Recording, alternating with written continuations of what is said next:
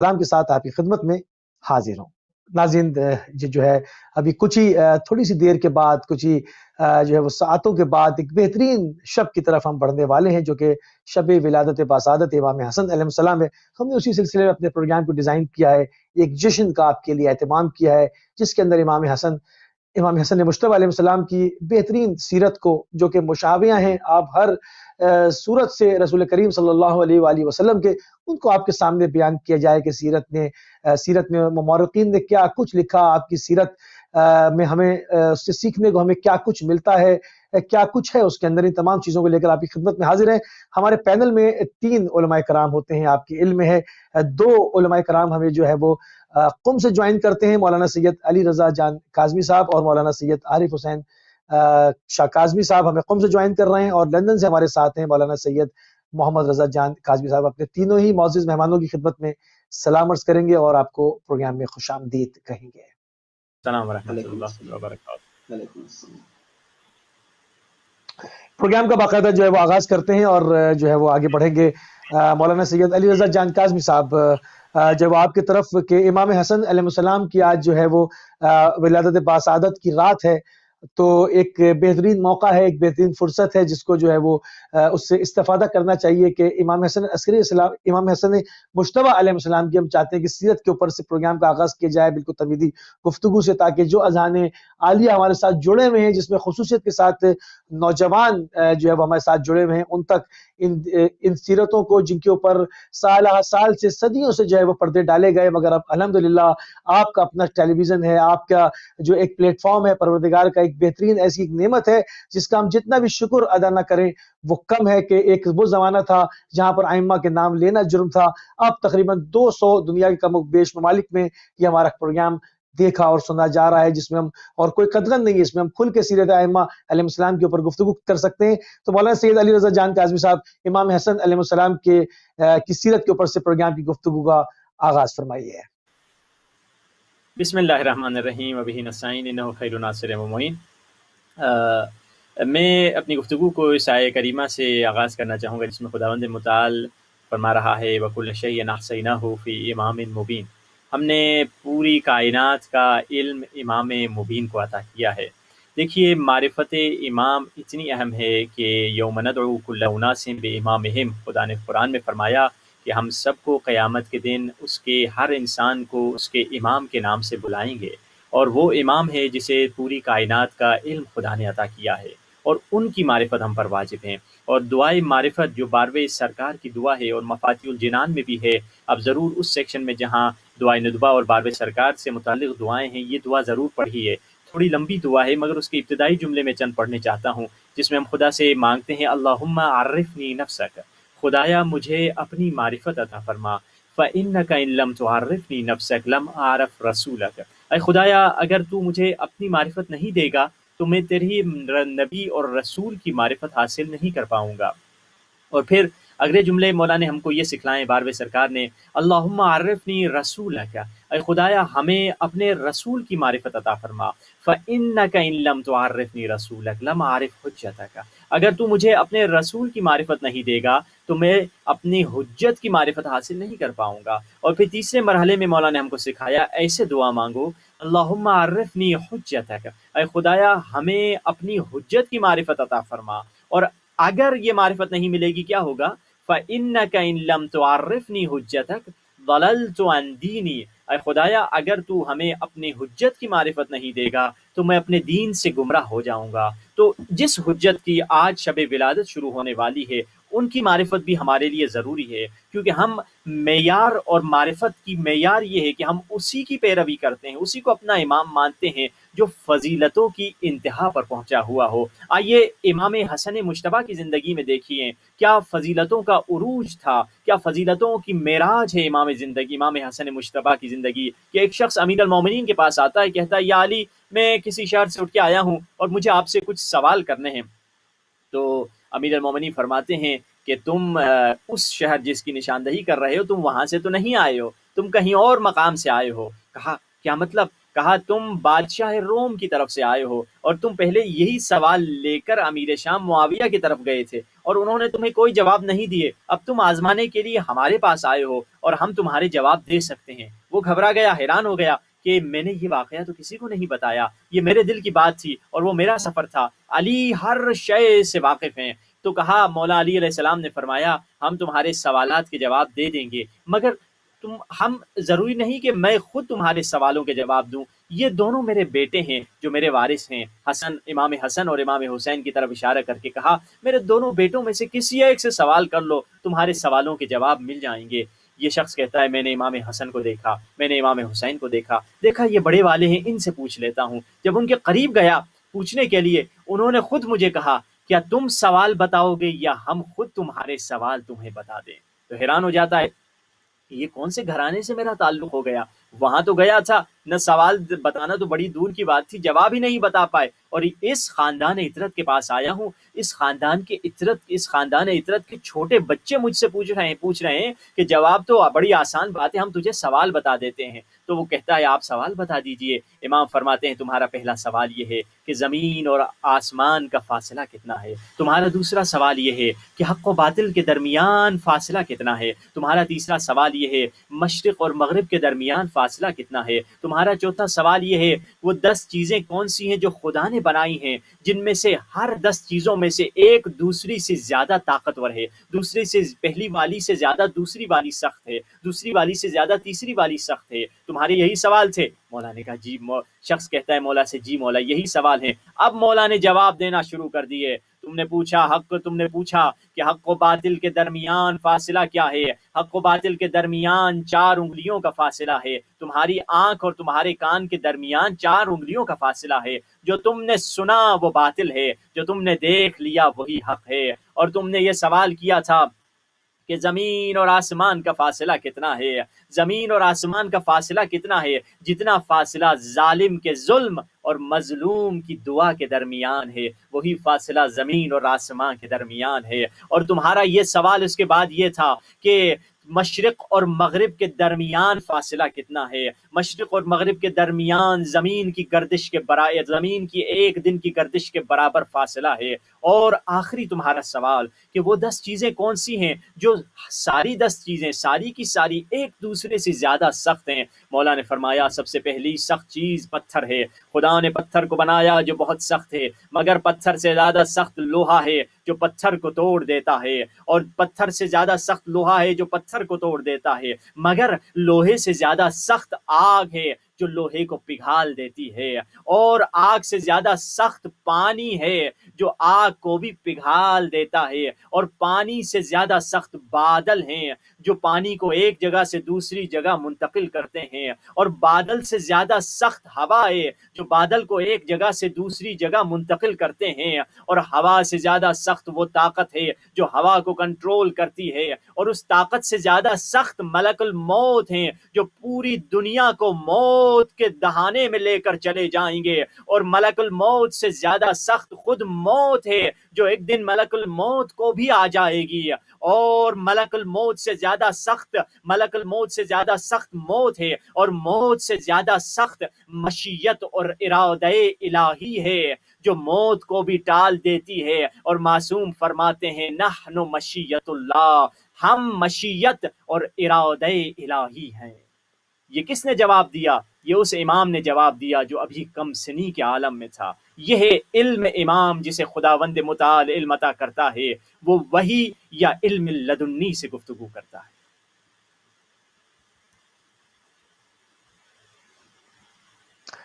گفتگو کو جو ہے وہ مزید جو ہے وہ آگے بڑھائیں گے۔ بہت ہی عمدہ جو ہے وہ آپ نے تمیدی گفتگو جو ہے وہ بہت ہی لاجواب فرمائی ہے، اور ہم چاہیں گے کہ اس کو مختلف اور جہتوں کے ساتھ جو ہمارے پچھلے پروگرام جو اس پینل کے ساتھ ہم کر رہے ہیں، جس میں جو ہے وہ مختلف ایمان کے اوپر اور نیت کے اوپر اور مثلا روزے کے اس کے اندر احکام اور جو ہے وہ ان تمام چیزوں کو لے کر جو ہماری گفتگو آگے چل رہی ہے کہ دعا کا سلیقہ کیا ہونا چاہیے، دعا کے آداب کیا ہونا چاہیے، اس سے بھی ہم چاہیں گے کہ آج کی گفتگو کو ناظرین جو ہے وہ مربوط کر دیا جائے، اور ان تمام چیزوں کو بھی سلسلے کو ادھورا نہ چھوڑا جائے، ان کو بھی آگے بڑھایا جائے، کیونکہ تمام چیزیں جو ہیں، جو جتنا بھی علم ہے، جو کچھ بھی اسلام کے دامن میں ہے، وہ تمام کا تمام جو ہے وہ اہل بیت علیہ السلام کا عطیہ ہے۔ मोहम्मद रजा जान काज़मी साहब, आपके साथ जो है वो हमारी गुफ्तगू, दुआ के आदाब की गुफ्तगू का सिलसिला जो है वो चल रहा था, मगर जो है वो गुज़िश्ता शब जो है वो वक्त इतना हमारे दामन में नहीं था प्रोग्राम में कि उसको मजीद आगे बढ़ाते। थोड़ी सी दुआ के आदाब पे हमारी बात रुकी थी, थोड़ा सा उसको अगर आप आगे बढ़ाएं तो फिर हम मजीद इसके अंदर और जहतें शामिल करेंगे। बिस्मिल्लाहिर्रहमानिर्रहीम। अस्सलाम वालेकुम तमाम मोमिन और मोमिनात को। देखिए, दुआ के मुताल्लिक़ गुफ्तगू हो रही थी और ये महीना भी दुआ का महीना है और अहले बैत का दर भी दुआ का दर है। अहले बैत के दर से ही हम दुआ मांगते हैं और इस महीने में दुआ का एक ख़ास अंदाज़ है कि ये वो महीना है जो इंसान को कहाँ से कहाँ पहुँचा देता है, ज़मीन से आसमान तक पहुँचा देता है।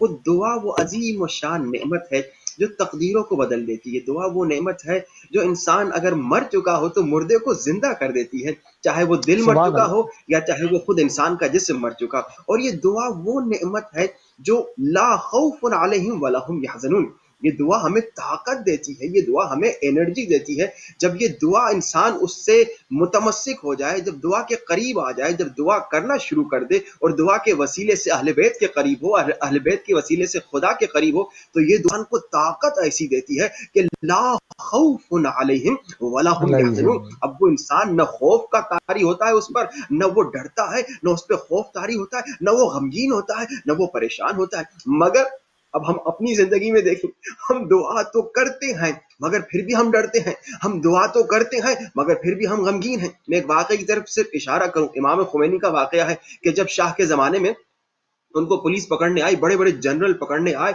और जनाब वो घर में घुस गए आधी रात को और जनाब वो खादिमों को मारने लगे, जो बेचारे वहां पे थे उनको मारने पीटने लगे, इमाम खुमैनी को जबरदस्ती लेकर गए। अब देखिए दुआ का कमाल कि दुआ इंसान को इतना मजबूत बना देती है कि वो कभी किसी से नहीं डरता, बल्कि सारे उससे डरते तो डरते रहे लेकिन वो सिर्फ अल्लाह से डरता है, किसी और से नहीं डरता, वो किसी बात से गमगीन नहीं होता। इमाम खुमैनी को ये जनरल कर्नल बड़े बड़े फौजी आ गए और जबरदस्ती आधी रात को गाड़ी में बिठा के ले गए। अब इमाम खुमैनी कहते हैं मैं गाड़ी में बैठा था और जनाब यहाँ पे फौजी हैं, जनरल हैं, कर्नल हैं, मैंने अपने दिल की तरफ देखा, क्या मेरे दिल में खौफ है, क्या मेरे दिल में गम है? तो मैंने देखा मेरे दिल में जर्रा बराबर खौफ नहीं है, मेरे दिल में जर्रा बराबर गम नहीं है, परेशानी नहीं है। मगर मैंने जब उन जनरलों कर्नलों के चेहरे पे देखा जो मुझे पकड़ के ले गए मेरे घर से, मैंने देखा उनके चेहरों पे खौफ है, उनके चेहरों पे डर है।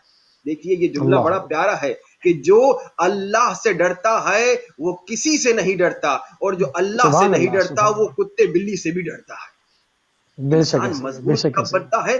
जब इंसान दुआ से मुतमस्सिक हो जाए। ये दुआ बड़े काम कर सकती है, लेकिन ये दुआ एक बहुत अजीम समझिए क्लास है, इसको सीखने की जरूरत है। दुआ एक कोर्स है, इसको करने की जरूरत है। दुआ बल्कि पूरी यूनिवर्सिटी है, दुआ एक समंदर है जिसे समझने की जरूरत है। अगर हम दुआ को नहीं समझेंगे तो फिर हम यही कहते रहेंगे हम तो बड़े अरसे से दुआ कर रहे हैं, बड़े सालों से दुआ कर रहे हैं, मगर हमारी दुआ कबूल नहीं हो रही। देखिए दुआ के आदाब हैं, दुआ की कुछ शराइत है और कुछ रुकावटें हैं जो हमारी दुआ को रोकती हैं। मैंने एक अदब की तरफ इशारा किया कि दुआ का अदब क्या है? सलवात, अल्लाहुम्मा सल्ली अला मुहम्मद व आले मुहम्मद व अज्जिल फरजहम, कि जब भी दुआ करे तो अहले बैत के वसीले से दुआ करें। सलवात यानी क्या? यानी अहले बैत को शफी बनाए, अहले बैत को वसीला बनाए, अहले बैत के वसीले से दुआ शुरू करें और आखिर में भी सलवात। अब एक दूसरे अदब की तरफ इशारा करूं, फिर गुफ्तगू को आगे की तरफ इंशाल्लाह ले चलते हैं। दूसरा अदब क्या है दुआ का? दुआ का दूसरा अदब है आज़म, यानी इरादा। क्या मतलब? ये दुआ का अदब है, इरादा, आज़म। क्या मतलब? यानी जो काम मेरा है वो मैं अल्लाह के हवाले ना कर दूं। मिसाल में देता हूं, इम्तिहान के दिन है, अब पढ़ना लिखना मेरा काम है, मैं पढ़ूं भी नहीं लिखूं भी नहीं, बस दुआ करता रहूं मेरे अल्लाह मुझे इम्तिहान में पास कर दे। ये दुआ का मजाक उड़ाना है, ये दुआ के आदाब के खिलाफ है। दुआ का दूसरा अदब क्या है? आज़म, इरादा। मैं मेहनत न करूं, काम न करूं और जनाब को मेरे अल्लाह मुझे मालदार बना दे, मुझे पैसा वाला बना दे, ये नहीं हो सकता। ये दुआ के खिलाफ है, ये दुआ का मजाक उड़ाना, ये दुआ का अदब नहीं है। दुआ का अदब ये है कि आज़म, इरादा। हाँ, आप अपनी कोशिश करें। फारसी का बड़ा प्यारा जुमला है, अज शुमा हरकत अज खुदा बरकत। तू हरकत तो कर, तू हिलो जुलो तो सही, अल्लाह खुद बरकत देगा। एक आदमी ने देखा, एक आदमी प्यास से तड़प रहा है, उसने प्यासे को बोला तू क्यों तड़प रहा है? तो उसने कहा प्यासा हूं, पानी नहीं मिल रहा। तो इस शख्स ने हाथ उठा लिए, मेरे अल्लाह बारिश नाजिल कर दे, ये प्यासा जो है इसकी प्यास बुझ जाए। अरे अहमक, ये काम तो तेरा है, एक गिलास पानी उठा के उसे दे दे। नहीं नहीं, ये दुआ का मजाक उड़ाना है, یہ دعا کا مذاق اڑانا ہے. دعا کا ادب یہ ہے کہ تم اپنی محنت کرو, تم اپنی کوشش کرو, عزم ارادہ. اور عزم کے لیے صرف اشارتاً کہتا چلوں کہ دیکھیے جب آپ ارادہ کرتے کسی چیز کا, اس میں آپ ڈیڈ لائن بھی بنائیں کہ بھائی یہ ٹارگٹ, یہ ہدف میں نے 1 ہفتے میں حاصل کرنا ہے, پھر چیک بھی کرتے رہیے. یہ ہدف, یہ ٹارگٹ میں نے 1 مہینے میں حاصل کرنا ہے, پھر چیک بھی کرتے رہیے اب میں قریب پہنچ رہا ہوں اپنے ہدف کے کہ نہیں. یہ عزم بہت ضروری ہے. ہاں آپ نے ارادہ بھی کیا, عزم بھی کیا, محنت بھی کی, کوشش بھی کی, چیک بھی کرتے رہے. اب وہ دعا کا مرحلہ ہے, میرے اللہ میں تو کوشش کر رہا ہوں مگر تو کرم کر, میرے اللہ تو احسان کر. اب یہ ہے دعا کا اصل ادب. تو انشاءاللہ گفتگو کو آگے بھی بڑھائیں گے, دیگر علماء ہیں. انشاءاللہ ہم نے خلاصہ یہ کر لیا کہ دعا کے 2 ادب پہ گفتگو ہوئی. ایک ادب دعا ہے صلوات, دوسرا ادب دعا ہے عزم. ناظرین جو ہے ہماری گفتگو ہمارے پینل کے علماء کے ساتھ جو ہے وہ جاری و ساری ہے, اور یقیناً جو ہے ہمارے نوجوان اس سے محظوظ ہو رہے ہوں گے. ان تمام جو علمی منابع ان کے سامنے جو ہے وہ پیش کیے جا رہے ہیں. مولانا سید عارف حسین صاحب, آپ کے ساتھ جو ہماری گزشتہ نشستوں کے اندر گفتگو ہوئی وہ بہت ہی مفید رہی, بہت عمدہ ہوئی. ایمان کے اوپر, ایمان کے درجوں کے اوپر, مختلف چیزوں پہ آپ کے ساتھ بات ہوئی. تھوڑے سے ہم چاہیں گے کہ ایمان جو ہے وہ بہت ہی اہم جو وہ جوہر ہے انسان کا, کہ انسان ہم نے دیکھا کہ عرفا کو دعا کرتے ہوئے دیکھا تو وہ ہماری طرح یہ گاڑی, بنگلہ, پیسہ, زیور, یہ ان تمام چیزوں میں نہیں الجھے ہوتے. وہ اگر دعا مانگ بھی رہے ہوتے ہیں تو خاتمہ بالخیر کی دعا مانگ رہے ہوتے ہیں کہ اس دنیا سے جب جاؤں تو ایمان پہ جاؤں, ورنہ سب کچھ کرا کرایا جو ہے وہ انسان کا اکارت ہو جائے گا. تو ایمان پہ میں چاہوں گا کہ تھوڑی سی گفتگو عارف صاحب تھوڑی سی آگے بڑھائی جائے. جی بسم اللہ الرحمن الرحیم.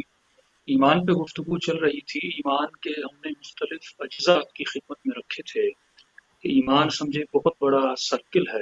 اس سرکل کے اندر بہت ساری چیزیں آتی ہیں, جس میں عقیدہ آتا ہے, جس میں اقرار عقیدہ آتا ہے, اس کے بعد عمل آتا ہے. اب انسان کو سمجھنا چاہیے جب یہ سارے ارکان آپس میں ملتے ہیں تو پھر انسان کی کیفیت وہی بنتی ہے مثلا جو آیت اللہ بہجت کی کیفیت تھی. ہم بہت اوقات علماء کا ذکر تو کرتے ہیں لیکن آج تک یہ نہیں سوچا کہ علماء کی یہ کیفیت بنی تو کیسے بنی, ہمیں وہ لذت عبادت میں کیوں نہیں مل رہی جو علماء کو ملتی تھی. تو کہیں نہ کہیں ہمارے یقین میں, ہمارے عمل میں کمی ہے. کل کی نشست میں ہم نے تھوڑا بہت آپ کو عمل میں بتایا تھا کہ آج کثرت عمل میں یاد کیا, کون زیادہ صلواتیں پڑھ رہا ہے, کون زیادہ روزے رکھ رہا ہے, کون زیادہ نمازیں پڑھ رہا ہے. دیکھیے عمل کرنا بہت اچھی بات ہے, یہ ایمان کو مضبوط بھی کرتا ہے, لیکن کبھی کبھی آپ دیکھتے ہیں ایک چھوٹی سی ماچس کی تیلی جو ہے اس کے لگنے سے پورا جنگل جو ہے وہ جل جاتا ہے. تو انسان کہیں ایسا تو نہ ہو کہ رمضان میں اتنا پاک و پاکیزہ بن جائے اور کہے کہ مجھے رمضان میں غیبت بھی نہیں کرنی, مجھے جھوٹ بھی نہیں بولنا, مجھے برائی کی طرف جانا بھی نہیں ہے, اور میں روزے کی حالت میں ہوں, میں کسی نامحرم کو بھی نہیں دیکھوں گا. لیکن جیسے ماہ مبارک رمضان ختم ہو, اس کا کوئی ایک چھوٹا سا عمل آ جائے اور یہ عمل اس کے سارے اعمال کو تباہ و برباد کر دے. قرآن کی آیت ہے وَسَارِعُوا إِلَىٰ مَغْفِرَةٍ مِّن رَّبِّكُمْ وَجَنَّةٍ عَرْضُهَا السَّمَاوَاتُ وَالْأَرْضُ أُعِدَّتْ لِلْمُتَّقِينَ. اللہ کی آواز آتی ہے کہ اسپیڈ سے اللہ کی مغفرت کی طرف آؤ. سارعوا, بہت جلدی اللہ کی طرف آؤ, بہت جلدی جنت کی طرف آؤ, وہ جنت جس کی وسعت زمین اور آسمانوں سے بھی بہت زیادہ بڑی ہے. اور آخر میں اللہ گواہی دے رہا ہے اور بشارت دے رہا ہے, ایک خوشخبری دے رہا ہے کہ اعدت للمتقین. یہ جنت کس کے لیے ہے؟ آواز آتی ہے جنت متقین کے لیے ہے. یہ نہیں کہا کہ یہ جنت عاملین کے لیے, یعنی زیادہ ایمان رکھ کر عمل کرنے والوں کے لیے نہیں, یہ جنت ہے متقین کے لیے, یعنی جو صاحبان تقوی ہے. تو انسان اور انسان مومن کو سمجھنا چاہیے کہ یہ تقوی ہے کیا, کہ خدا یہ نہیں کہہ رہا جنہوں نے زیادہ روزے رکھے جنت ان کے لیے ہے, جنہوں نے زیادہ نمازیں پڑھی جنت ان کے لیے ہے. نہیں, آواز آتی ہے جنت ہے متقین کے لیے. تو علماء فرماتے ہیں تقوی ایک حفاظ ہے, جسے آپ کہہ سکتے ہیں ایک گارڈ ہے, جسے ہم سیف گارڈ کہتے ہیں. تقوی ایک گارڈ ہے, حفاظ ہے, جو آپ کے اعمال کو بچاتا ہے دنیا کی آفتوں سے. یعنی بہت ساری ایسی چیزیں ہیں, ایک آگ کی چنگاری اگر ہمارے عمل کو لگ جائے تو ہمارا عمل تباہ و برباد ہو جائے. تو یہ تقوی ایک حفاظ ہے. مثال کے طور پہ آپ جب گھر بناتے ہیں تو اپنے گھر کے اطراف میں آپ کچھ ایسی چیزیں لگاتے ہیں تاکہ چور وہاں پہ نہ آ سکے. آپ دکان لگاتے ہیں, دکان میں کوئی ایسا حفاظ لگاتے ہیں, کوئی ایسی چیز لگاتے ہیں, کوئی آپ کی دکان کو چوری نہ کر سکے. تو سوال یہ ہے کہ مومن نے تقوی کا حفاظ اپنے اعمال کے اوپر لگایا کہ نہیں لگایا؟ کہتے ہیں قلیل یدوم خیر من کثیر لا یدوم. وہ کم اس سے بہتر ہے جو باقی رہے اس زیادہ سے جو باقی نہ رہے. یہ بالکل ایسے ہے کہ ایک پانی کا بہت بڑا ٹینکر ہو، اس میں تقریباً 200 لیٹر پانی ہو اور وہ روڈ سے جا رہا ہو، لیکن نیچے اس ٹینکر کے سوراخ ہو، وہ پانی گر رہا ہو. تو یہ کتنا بھی بڑا ٹینکر ہو، اس میں کتنا بھی زیادہ پانی ڈالا جائے گا، آخر میں یہ پانی بہ جائے گا اور ختم ہو جائے گا. اس سے ہاف لیٹر کی بوتل اچھی ہے کہ جو بند بھی ہے، وہ جو ضائع بھی نہیں ہو رہی. جب مجھے پانی کی ضرورت پڑے گی، یہ ہاف لیٹر کی بوتل مجھے کام آئے گی، کیونکہ اس میں حفاظ ہے، یہ میں نے باندھ کے رکھی ہوئی ہے. لیکن وہ جو پانی کا ٹینکر ہے، اس میں ایک سوراخ ہے، وہ چیزیں گر رہی ہیں. تو اسی طرح کبھی کبھی ہمارے کچھ ایسے اعمال ہوتے ہیں جو ہماری سبحان اللہ، ساری سبحان اللہ. عبادتوں کو تباہ و برباد کر دیتے ہیں، ہمارے ایمان کو تباہ و برباد کر دیتے ہیں. اور یہ اصل معیار ہے مرتبہ اہل بیت علیہ السلام. ہم کبھی یہ نہیں کہتے جو رسول کے ساتھ رہا، جو مولا علی کے ساتھ رہا، جو امام حسین کے ساتھ رہا، وہ جنتی. ہم کہتے نہیں، وہ عدت للمتقین، یعنی جس نے آخر دم تک، زندگی کے آخری لمحے تک با تقوی رہا ہو، یعنی جو نبی کی سبحان اللہ. صحابیت میں، اہل بیت کی صحابیت میں رہا، ان کی صحبت میں رہا، ان کے فرامین کو سنا، ان کے خطبوں کو سنا، ان کی تقاریر کو سنا، لیکن اگر اس نے اپنے عمل کو نہ بچایا تو فرماتے ہیں یہ آخرت. اس لیے علماء فرماتے ہیں ہمیشہ ایک دعا کیا کرو کہ پروردگارا مجھے عاقبت خیر عطا فرما. تو جو تقوا سبحان کی اللہ. دعا ہے، یعنی انسان کے پاس اگر یہ حفاظ نہ ہو تو ایک حدیث پڑھوں گا، اس کو انشاءاللہ آپ کے نیکسٹ کویشچن میں پڑھاؤں گا، کہ امام صادق فرماتے ہیں کہ ایک چیز ہے جو انسان کے عمل کو تباہ و برباد کر دیتی. اعمال تو بہت ہیں، فرماتے لا يقبل اللہ من مؤمن عملا وهو مقمر على اخيه المؤمن سوءا. اگر کوئی انسان وجود کے اندر کسی اپنے مومن بھائی کے بارے میں برا سوچ رہا ہے یا اس کے بارے میں حسد رکھ رہا ہے. آپ کو ایک چھوٹی سی مثال دوں، شریعت میں اگر کوئی رشتہ اپنے بیٹے کا یا بیٹی کا کروا رہا ہے، وہ مشورت کے طور پر آپ سے پوچھ سکتا ہے کہ یہ لڑکا کیسا ہے یا لڑکی کیسی ہے، اور آپ سے اگر مشورہ اور ایڈوائز دی گئی ہے تو آپ بتا سکتے ہیں. لیکن ایسی محفل میں کسی کا ذکر ہو رہا ہے وداؤٹ اینی ایڈوائز، بغیر کسی مشورے کے پوچھے آپ شروع ہو جاتے ہیں کہ فلاں مومن اس طرح ہے. یا کسی اپنے مومن بھائی کے لیے دل میں حسد کو رکھنا.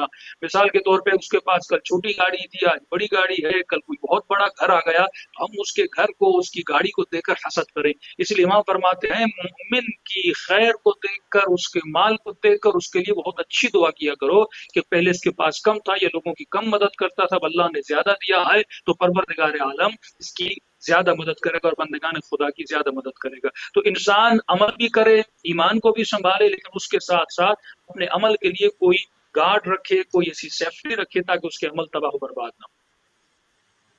سبحان اللہ، سبحان اللہ. بہت عمدہ جو ہے وہ آپ نے ایمان کی گفتگو کو جو ہے وہ مزید آگے بڑھایا، اور انشاءاللہ اس کو بھی جیسے جیسے پروگرام آگے بڑھے گا اس کے اندر اور بھی چیزوں کو ایڈ کریں گے، اور اس سے جو ہے وہ جو اس سے اور ضیافت ہو رہی ہے اور جس سے اور جو نور نکل رہا ہے اس کو بھی سمیٹنے کی کوشش کریں گے. مولانا سید علی رضا جان کاظمی صاحب آپ کی طرف آئیں گے کہ آج کے دور میں جو مسلمانوں کی تباہی کا کیا سبب ہے، کیوں مسلمان پوری دنیا کے اندر اتنی بڑی تعداد میں ہوتے ہوئے، اتنی کثیر تعداد میں ہوتے ہوئے، اتنے زیادہ ممالک ہوتے ہوئے، اتنی جمعیت ہوتے ہوئے، مگر کہیں پر بھی ایک نظر نہیں آتے. ہر جو مختلف عنوانوں کے ساتھ، مختلف عنوانات کے ساتھ، مختلف ٹکڑیوں میں ہم کو نظر آتے ہیں، کہیں پر بھی ان کا جو ہے وہ اجماع نہیں ہے. ان کی تباہی کا سبب آخر ہے تو ہے کیا؟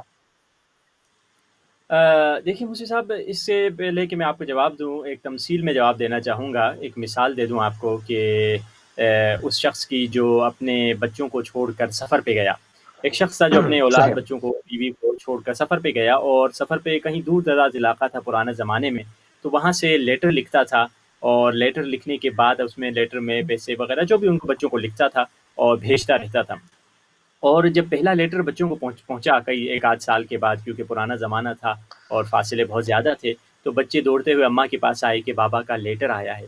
ماں نے بچے سے لیٹر لیا، اس کو چوما، بیٹی کو بھی لیٹر دیا، بیٹی نے بھی چوما، چھوٹے بھائی نے بھی چوما، بڑے بھائی نے بھی چوما، اور لیٹر کو چوم کر اوپر رکھ دیا کھولے بغیر، کیونکہ یہ باپ کا ہے اور بڑی اس لیٹر کی وہ عزت کیا کرتے تھے. اس طرح رفتہ رفتہ خطوط آتے گئے باپ کے، یہ لوگ چومتے گئے اور لیٹر کو اوپر رکھتے رہے، اور ہر کچھ عرصے کے بعد لیٹر کو اٹھاتے، اس کی ڈسٹنگ کرتے، اس کی مٹی صاف کرتے، پھر اس کو چومتے، پھر اس کو اوپر رکھ دیتے. اور کئی سالوں کے بعد جب باپ واپس آیا اپنے بچوں سے ملنے، دیکھا بیوی بھی مر چکی ہے، بیٹی بھی گھر میں نہیں ہے، بیٹا بھی گھر میں نہیں ہے، صرف بڑا بیٹا ہے. بڑے بیٹے سے اس سے پوچھا ماں کہاں ہے، بیٹی کہاں ہے، چھوٹا بھائی کہاں ہے؟ کہا بابا جی ماں تو بیماری کی وجہ سے مر چکی.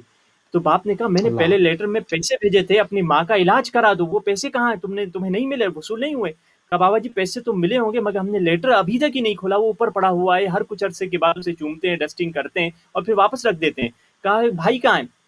کہا بھائی کو کچھ لوفر دوست مل گئے، خراب دوست مل گئے، وہ بگڑ گیا، ابھی گھر میں رہتا ہے نہیں، دوستوں کے ساتھ رہتا ہے. کہا ارے میں نے دوسرے لیٹر میں یہی تو لکھا تھا کہ تمہارا بھائی بگڑ جائے گا، اس کو میری طرف روانہ کر دو، میں اس کو جاب پہ لگا دوں گا ادھر. کہا بابا وہ بھی لیٹر ہم نے آپ کا نہیں پڑھا. کہا بہن کہاں ہے تمہاری؟ کہا بہن جو ہے وہ ایک لڑکا تھا، بار بار رشتہ لے کر آتا تھا، اچھا لڑکا بھی نہیں تھا، مگر کوئی رشتہ نہیں تھا تو ہم نے اس سے شادی کروا دی، وہ لڑکا بھی بہت خراب نکلا، بہت تکلیف میں ہماری بہن. باپ نے کہا ارے تیسرے لیٹر میں نے یہی تو لکھا تھا، فلاں اچھا لڑکا میں نے انٹروڈیوس کیا تھا، اس سے اپنی بہن کی شادی کرا دو، وہاں اس کا نکاح ہو جائے، اور وہ میں نے لیٹر میں لکھا تھا تیسرے لیٹر میں. کہا بابا جی وہ بھی لیٹر نہیں لکھا، تمام لیٹر آپ کے جمع ہیں. حقیقت میں مسلمانوں کا اور عالم اسلام کا بھی وہی حال ہے جو ان 4-5 بچوں کا تھا. ہم خدا کے بھیجے ہوئے پیغام کو پڑھتے نہیں ہیں. بہت زیادہ ہو جائے تو شاید رمضان میں تھوڑا بہت پارہ نکال کے ایک جز پڑھ لیتے ہیں، مگر اس کے علاوہ بالکل ہم رمضان کے علاوہ جز قرآن پڑھتے ہی نہیں ہیں. جو پیغام خداوند متعال نے دیا ہے اس کی طرف ہماری توجہ نہیں ہے. ہاں شاید ہم چومتے ضرور ہیں، اس کو صاف ضرور رکھتے ہیں، غلاف میں ضرور رکھتے ہیں، رسپیکٹ ضرور رکھتے ہیں، سر آنکھوں پہ قرآن کو رکھتے ہیں، مگر قرآن سے جو استفادہ کرنا چاہیے وہ استفادہ نہیں کرتے. اور اسی لیے تو قرآن میں خداوند متعال کہہ رہا ہے وقال الرسول، رسول اللہ کون ہے؟ جو شافی روز محشر ہیں. ہم نے پچھلے عرصے میں تو پچھلی پروگرام سے ہم نے شفاعت کے متعلق اور رسول کی پریشانی کے متعلق کہا کہ رسول کتنے پریشان ہیں اپنی امت کے متعلق کہ شفاعت کیسے ہوگی، میری امت گناہوں سے کیسے چھٹکارا حاصل کریں گے. وہی رسول قیامت کے دن کیا بولیں گے؟ وقال الرسول، اور رسول فرمائیں گے، کیا فرمائیں گے؟ قال ان ربی ان قومی اتخذوا هذا القرآن مہجورا. اے خدایا اس قوم نے اس قرآن کو چھوڑ دیا، اس قرآن کو متروک کتاب بنا دیا، اس قرآن کو ابینڈنڈ بک بنا دیا، اس کتاب کو ایسی کتاب بنا دیا جس کی طرف کوئی مراجعہ ہی نہیں کرتا. اور قرآن سے دونوں معنی ہے. روایت میں مولا علی علیہ السلام فرماتے ہیں قرآن مہجور میں علی ابن ابی طالب ہوں. قوم نے مجھے تنہا چھوڑ دیا، قوم نے علی کو تنہا چھوڑ دیا. ناطق قرآن کو جس طرح قوم نے چھوڑا، اسی طرح صامت قرآن کو بھی لوگوں نے چھوڑ دیا ہے. نہ ہم قرآن کی طرف، کتاب قرآن کی طرف جاتے ہیں، نہ ہماری زندگی میں اہل بیت کی زندگی ویسے چھلک رہی ہوتی ہے. ہم دو جگہ پہ قرآن کو یاد کرتے ہیں، ایک رمضان آ گیا تو تھوڑا بہت قرآن پڑھتے ہیں، اور ایک میت اگر کوئی ہو جائے، کسی کے باپ مر گئے، خاصا کسی کی والدہ مر گئی، کسی کا کوئی مر گیا بندہ، تو اس وقت ہم کو قرآن یاد آتا ہے. حافظ صاحب کو کہہ دیتے ہیں بھائی میرے والدہ یا میرے والد صاحب یا میرے رشتہ دار کے لیے آپ قرآن پڑھ دیجئے، جبکہ یہ بھی صحیح نہیں ہے. چلے اس کے ساتھ ساتھ میں ایک ولادت کا موقع بھی ہے، ایک وہ لطیفہ بھی ہم بتا دیں کہ ایک شخص تھا، اس کے والد صاحب دنیا سے گزر گئے، تو اس نے حافظ صاحب سے کہا کہ حافظ صاحب یہ 1 ہفتے کی میں آپ کو پیمنٹ دیتا ہوں، جائیے میرے والد صاحب کے پاس، میرے والد صاحب کی قبر پہ بیٹھیے اور روزانہ جتنا ہو سکے قرآن پڑھیے. حافظ صاحب روزانہ جاتے، 2-3 دن کے بعد اس نے اپنے والد صاحب کو خواب میں دیکھا. کہا کمبخت بیٹے یہ حافظ کو کہو یہ آیتیں آ کے قرآن کی نہیں پڑھے میرے قبر پہ. کہا بابا جی میں اپنے جیب سے پیسے خرچ کر رہا ہوں، آپ کو ثواب ملے، آپ کہہ رہے ہیں اس کو ہٹا دو. کہا بیٹا میں تو بڑا نامراد تھا، زندگی میں نماز نہ پڑھی، نہ روزہ رکھا، نہ حج، نہ زکوٰۃ. جب یہ قرآن کی آیتیں پڑھتا ہے، جب حج کی آیت آتی ہے تو فرشتے مجھے ٹھیک ٹھاک مارتے ہیں، تو حج پہ بھی نہیں کیا پیسے کے باوجود. جب زکوٰۃ کی آیت آتی ہے پھر ٹھیک ٹھاک مارتے ہیں، تو بھی زکوٰۃ نہیں کیا. پھر جب خمس کی آیت آتی ہے پھر ٹھیک ٹھاک پٹائی ہوتی ہے. ہر آیت پہ میری پٹائی ہو رہی ہوتی ہے. کیوں؟ کیونکہ میں نے قرآن پہ عمل ہی نہیں کیا. اب وہ حدیث رسول سمجھ میں آ گئی، رب تالی القرآن والقرآن یلعنہم، کہ کتنے قرآن کی تلاوت کرنے والے ہیں اور قرآن ان کی طرف لعنت بھیج رہا ہوتا ہے. اور افسوس سے ہم قرآن کی تلاوت کی طرف آئیں، قرآن کی معنی کی طرف آئیں. بس ایک ریسرچ میں آپ کو دے کر آپ سے رحمت تمام کروں گا کہ جو سائنٹیفک ریسرچ آج کل آئی ہے، جو آپ کو یہ ریسرچ NCBI میں بھی آپ کو مل جائے گی، جو پب میڈ ہوتے ہیں. NCBI دنیا کی سب سے بڑی میڈیکل ویب سائٹ ہے جس میں تمام دنیا کی جو بھی ریسرچ ہو رہی ہوتی ہے اس پہ ریسرچ ہے. اب آپ اگر گوگل میں یہ جملہ لکھ دیں، The effect of Holy Quran voice on mental health، قرآن کریم کی آواز جس کو ہم کہتے ہیں قرآن کریم کی تلاوت کا اثر دماغی صحت پر، انسان کا کیا تاثیر ہوتی ہے انسان کے دماغ پر. اب یہ ریسرچ بتا رہی ہے جو مسلمان اور غیر مسلمان ویب سائٹس پہ اویلیبل ہے آپ کے لیے کہ the results showed significant difference between the test and control of the groups in their mean mental health the source after listening Quran. کہ جب چند بیماروں کو جو دماغی بیمار تھے ان کو قرآن کی تلاوت سنائی گئی، ان کو الف لام میم ذالک الکتاب لا ریب سنایا گیا، انہیں یاسین والقرآن الحکیم انک لمن المرسلین سنایا گیا، انہیں جب قرآن کی آیتیں بتائی گئیں ان کے دماغی اسٹریس میں آرامش آ گئی. اور پھر رزلٹ یہ ریسرچ میں نکالتے کہتے ہیں قرآن listening could be recommended by psychologists for improving mental health and achieving greater calm. کہہ رہے ہیں کہ سائیکولوجسٹ آپ دوائیوں کے بجائے بیمار کو پرسکرپشن میں یہ لکھ کے دے سکتے ہیں کہ تمہیں تکلیف ہے، تمہیں ٹینشن ہے، تم جاؤ 1 گھنٹہ قرآن مجید کو سن لیا کرو اور خداوند متعال تمہیں عطا کر دے گا. اسی لیے تو اسی قرآن نے فرمایا الا بذکر اللہ تطمئن القلوب، خداوند متعال کی یاد ہی سے دلوں کو سکون ملتا ہے. اور ہر دفعہ کی طرح میں آخر میں یہ بھی ضرور بتاؤں گا، ہر دفعہ کی طرح کہ ہم قرآن کو دماغی سکون کی وجہ سے صرف نہیں پڑھتے، ہم قرآن کو خدا کی یاد کی وجہ سے پڑھتے ہیں. اللہ اکبر، اللہ اکبر، سبحان اللہ، سبحان اللہ. بہت ہی جو ہے وہ عمدہ گفتگو کا سلسلہ جو ہے وہ ناظرین جاری و ساری ہے، اور ہمارے تمام ہی جو عالم دین اس وقت موجود ہیں ہمارے پینل میں، جو ہے وہ ایک سے بڑھ کر ایک جو ہے وہ ایک موضوعات کے اوپر جو ہے وہ اپنی روشنی ڈال رہے ہیں. تھوڑا سا اور گفتگو کو آگے بڑھائیں گے. مولانا سید عارف حسین شاہ کاظمی صاحب آپ کی طرف پڑھیں گے. ایمان کے اوپر آپ نے گفتگو کی، ایمان کی اہمیت کے اوپر بات کی، ایمان کے جو اہداف انسان کے ہونے چاہیے اس میں ایمان کتنا سر فہرست ہے اور کتنا اہم ہے. آپ نے بتایا کوئی ایمان افزودہ ایک قصہ بھی کوئی سنائیں ایسا کہ جس سے اور انسان کے اندر ایمان کے بڑھنے میں جو ہے وہ ترقی ہو اور بہت زیادہ جو ہے وہ سودمند ثابت ہو. قبل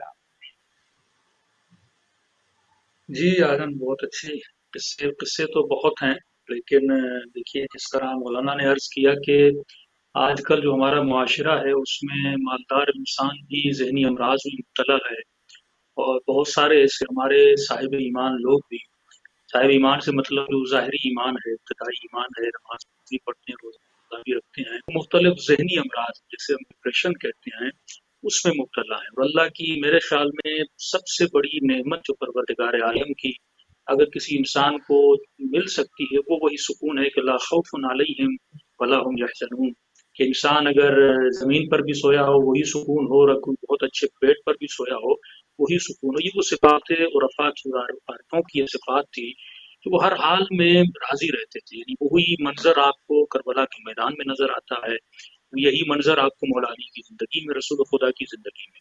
تو انسان یہ سوچے کہ مجھے بہترین یہ سکون کہاں سے ملے گا.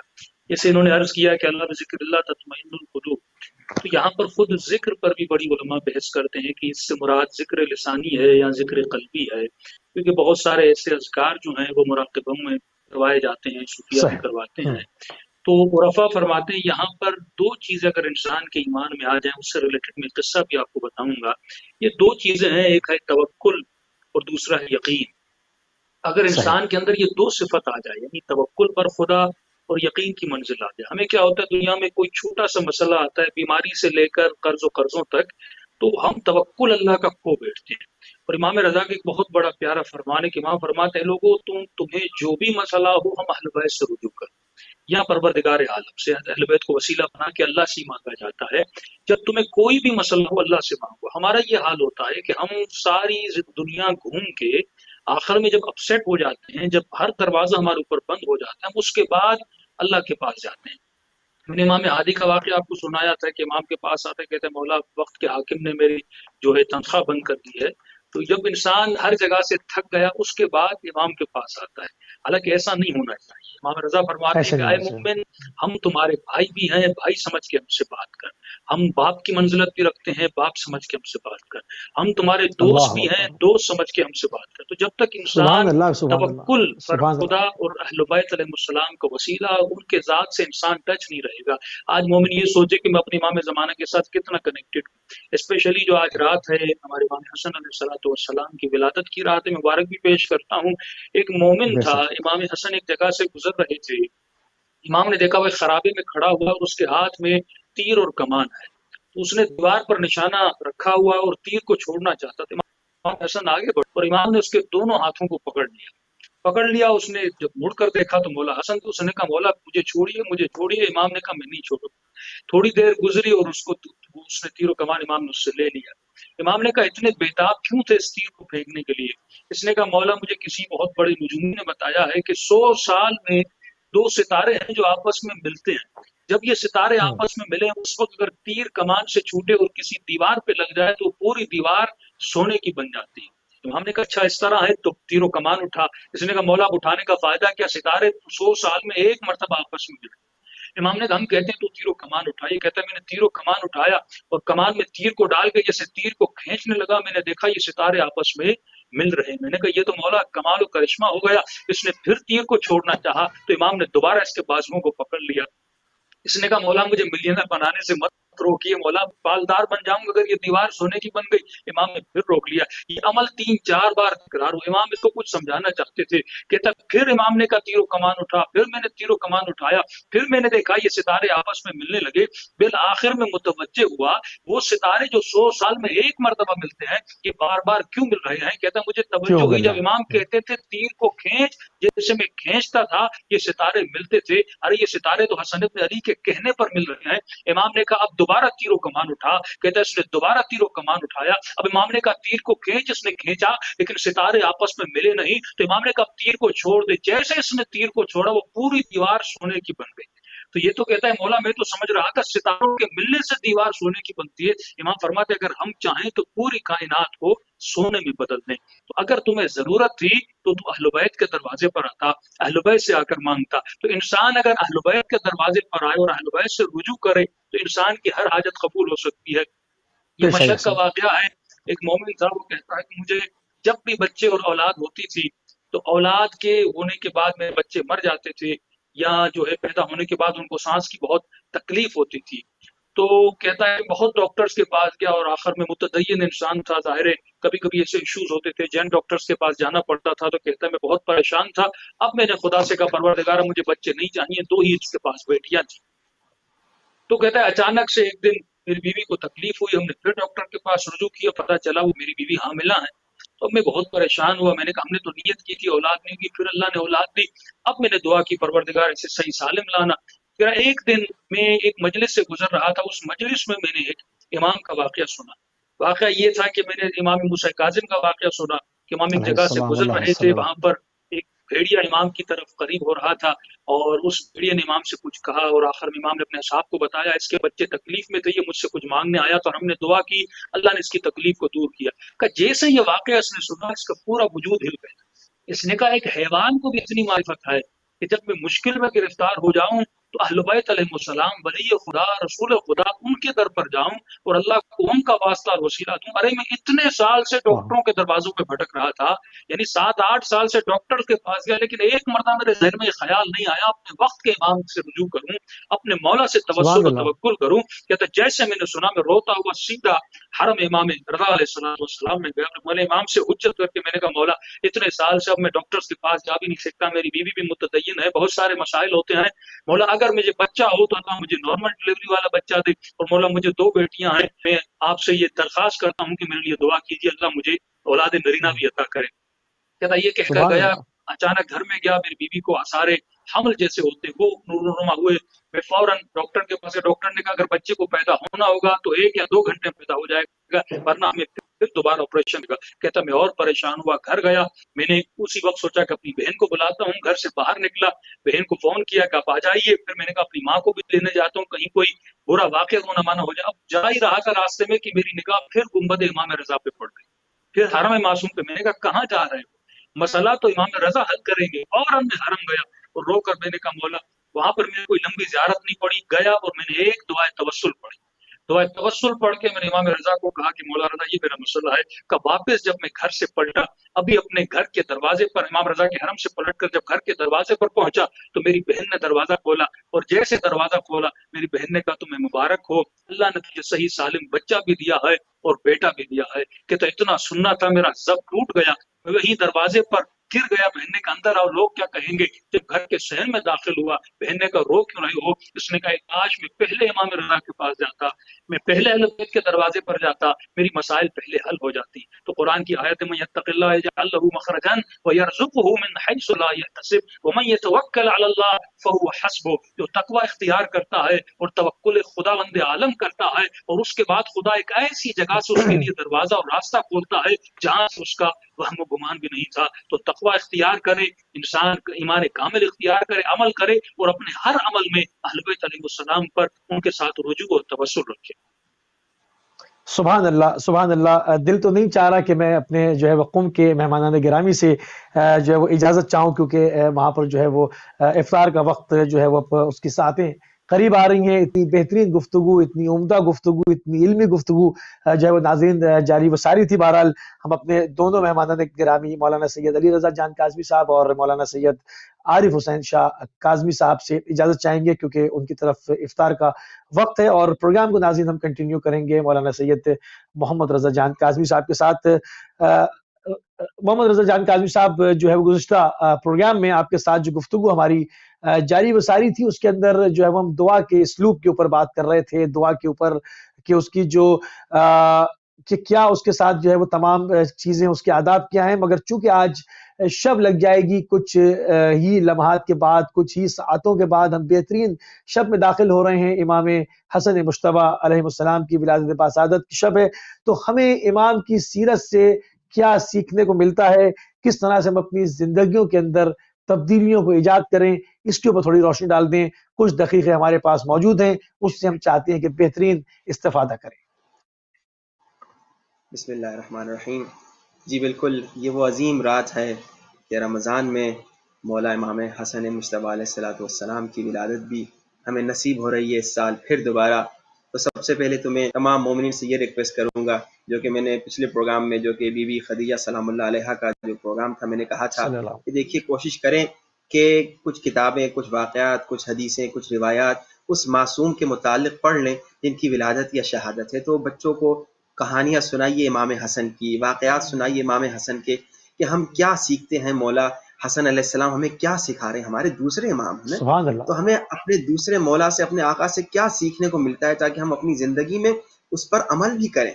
और दूसरी रिक्वेस्ट ये करूँगा, जितने हाज़रीन नाज़रीन देख रहे हैं, सुन रहे हैं, प्लीज़ आप एक दूसरा काम भी कीजिए। कल जो 15 रमज़ान का दिन है, घर में अगर बाहर आप नहीं जा सकते तो घर में अपनी बेगमात को कहिए केक बनाएं और बच्चों को जमा कीजिए और कहिए कि आज इमाम हसन का बर्थडे केक काटना है घर में। अपने बच्चों के लिए तो बर्थडे केक आप लाते हैं कि आज मेरा बच्चा है, आज इसकी सालगिरह है, तो कल इमाम हसन की विलादत है। हर शिया आशिक इमाम हसन जरूर ये काम करे, ताकि बचपन से बच्चों को एक आदत सी मिल जाए कि इमाम हसन की विलादत पे, और याद रहती है ये बातें बच्चों को कि इमाम हसन की विलादत का दिन था और हमने केक काटा। बच्चों को ईदी भी दीजिए। ईदी सिर्फ ईद फितर या ईद कुर्बान पे न दीजिए, बल्कि हर विलादत पे अपने बच्चों को ईदी दिया करें, ताकि आपके बच्चों को एक आदत बन जाए कि भाई आज इमाम की विलादत है, मेरे बाबा ने मुझे ईदी दी है। मुझे याद है, तकरीबन आप जानते हैं कि शाबान के महीने में विलादतें बहुत ज्यादा हैं, तो हमारा बच्चा हर रोज आगे कहता था, बाबा आज इमाम हुसैन की विलादत है, आज हजरत अब्बास की विलादत है, आज इमाम ज़ैनुल आबिदीन की विलादत है,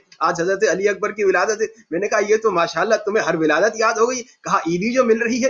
देखिए बच्चों को आप जब ईदी देंगे, केक खरीदेंगे, उस दिन खुशी देंगे, उस दिन इमाम की विलादत के दिन याद रहेगा। तो एक ये काम जरूर कीजिए इंशाल्लाह।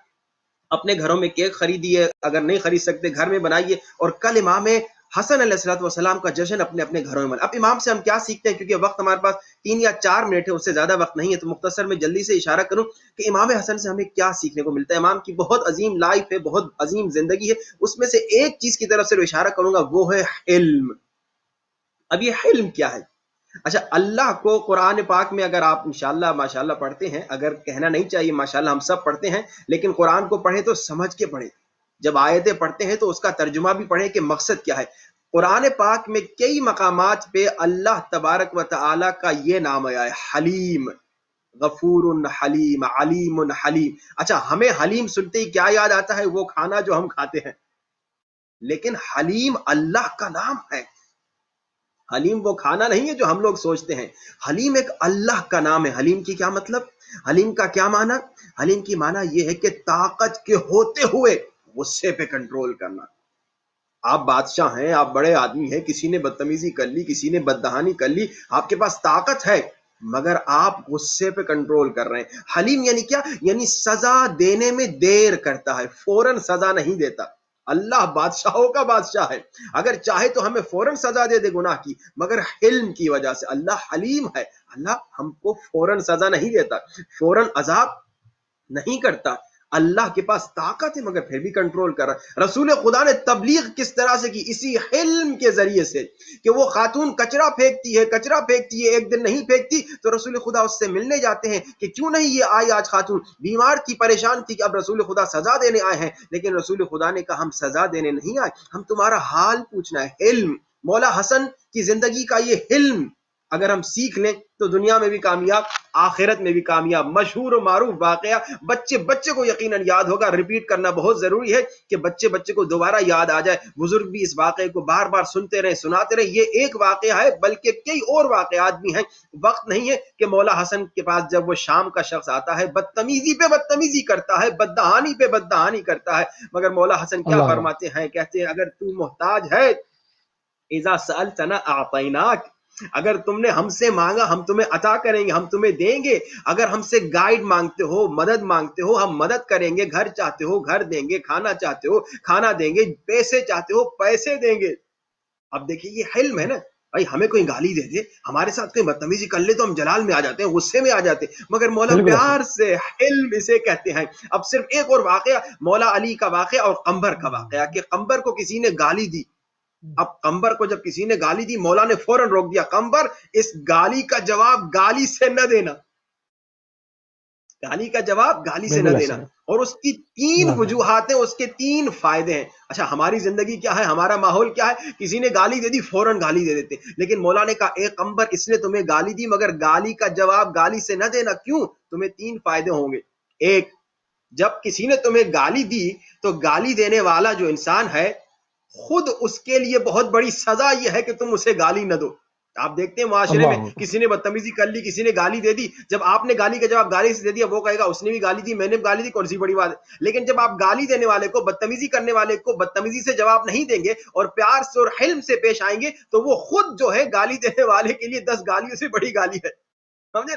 اور دوسرا مولا نے کہا جب تم گالی دو گے شیطان خوش ہوگا تو گالی نہ دو کیونکہ شیطان خوش ہوگا. اور تیسرا مولا نے کہا جب تم گالی نہیں دو گے تو اللہ خوش ہوگا تو اللہ کو خوش کرو. میرے خیال میں ہمارا وقت ختم ہو چکا ہے. بس یہ میسج ہے مولا حسن کی زندگی سے ہم سیکھنا چاہیں تو کیا سیکھیں؟ حلم کو سیکھیں. حلم یعنی کیا؟ یعنی غصے پہ کنٹرول کرنا، یعنی طاقت کے ہوتے ہوئے ہم غصے پہ کنٹرول کریں اور مولا علی کی سنت پہ عمل کریں. اور اگر کسی نے بدتمیزی کی، اگر کسی نے گالی دی، بددہانی کی، اس کو ہم اس کی طرح سے پیش نہ آئیں بلکہ اہل بیت کی طرح، اہل بیت سے سیکھتے ہوئے پیار اور محبت سے پیش آئیں. سبحان اللہ، سبحان اللہ. بہت ہی جو ہے وہ عمدہ اور لاجواب گفتگو آج کے سیشن میں ہماری رہی، اور ہم اپنے تمام ہی مہمانان کو، جس میں ہمارے ساتھ ہمارے پینل میں 3 عالم جو ہے وہ شامل ہوتے ہیں، سید علی رضا جان کاظمی صاحب، مولانا سید عارف حسین شاہ کاظمی صاحب، آپ ہمارے ساتھ قم سے شامل ہوئے. ہم آپ کے نہایت شکر گزار، مشکور ممنون ہیں. مولانا سید محمد رضا جان کاظمی صاحب، آپ نے ہمیں لندن سے جوائن کیا. آپ کو بھی پروگرام میں ہم آپ کے جو ہے وہ مشکور ممنون ہیں کہ آپ ہمیشہ جو ہے اپنا قیمتی ٹائم اہل بیت ٹی وی کو دیتے ہیں اور بہترین اس پروگرام کے سلسلے کو لے کر جو ہے وہ آگے بڑھتے ہیں. ان تمام ناظرین کو جو کہ کال کرنا چاہتے تھے مگر چونکہ ہمارے اس میں چونکہ پینل کے اندر علماء ہمارے پاس زیادہ ہوتے ہیں، وقت کم ہوتا ہے، تو ہم نہیں ان کو شامل کر سکے. دوسرے نمبر پہ جو ہے وہ کالز کا سلسلہ جو ہے وہ جاری و ساری تھا. میں ان سے معذرت چاہوں گا. اور ناظرین ہمارے پروگرام کا وقت جو ہے وہ ختم ہو گیا اور ہماری اور آپ کی ملاقات جو ہے وہ انشاءاللہ سنڈے کے روز شام 4 بجے یو کے ٹائم پہ ہوگی. اجازت دیجیے. السلام علیکم ورحمۃ اللہ وبرکاتہ.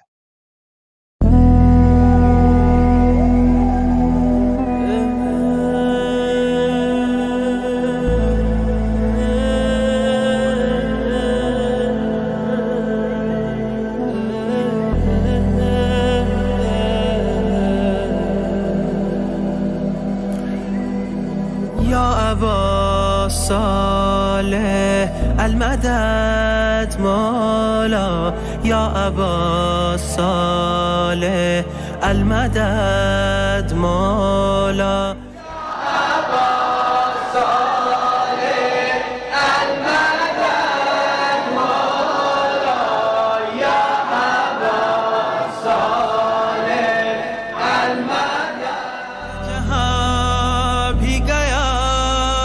جہاں بھی رہا آپ کو دم بدم ڈھونڈتا ہی رہا. آپ سے دور ہوں یوں ہی رنجور ہوں، حسرت دید ہے پھر بھی مجبور ہوں. ہم جو بروم به بهانه تو که مگر برسم در خانه تو، همه جا دنبال تو میگردم که تویی درمان همه دردم یا ابا صالح المدد مولا یا ابا صالح المدد مولا اگرم نبود دل لایق تو نظری که دلم شده عاشق تو من ناقابل به تو دل بستم نکشید دامان خود از دستم گرچه دل کو نہیں ہے لیاقت تیری لطف ہے دل میں ہے اب محبت تیری دل اندھیرے میں ہے تیرا مجذوب ہے مجھ سے مولا میرا کس لیے دور ہے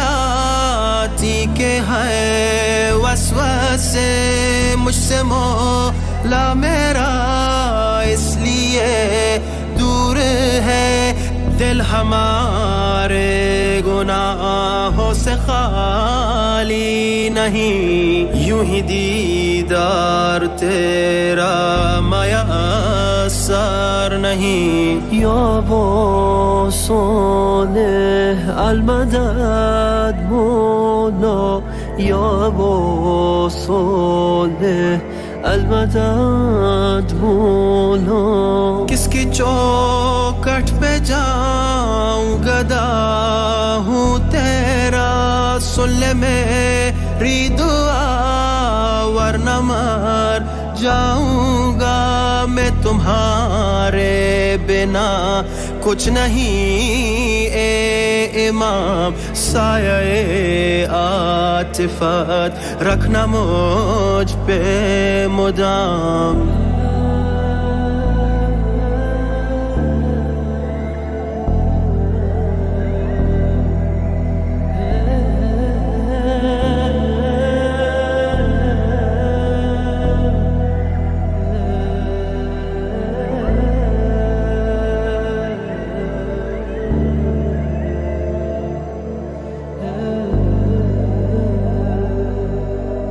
یا ابا صالح المدد مولا یا ابا صالح المدد مولا معرفت کے خزانے ہو مجھ کو عطا اس جہاں میں ملے خلد کا ذائقہ آپ کے عشق نے ایسی سوغات دی دور دل سے ہوئی لذت دنیاوی یا ابا صالح المدد مولا یا ابا صالح المدد مولا تاج شاہی کی کیا ہو ضرورت مجھے تیری نالین ہی میری دستار ہے سن کے شکوہ فلک کا انہوں نے کہا راہ حق پہ رہو جلد آ جاؤں گا یا ابا صالح المدد مولا یا ابا صالح المدد مولا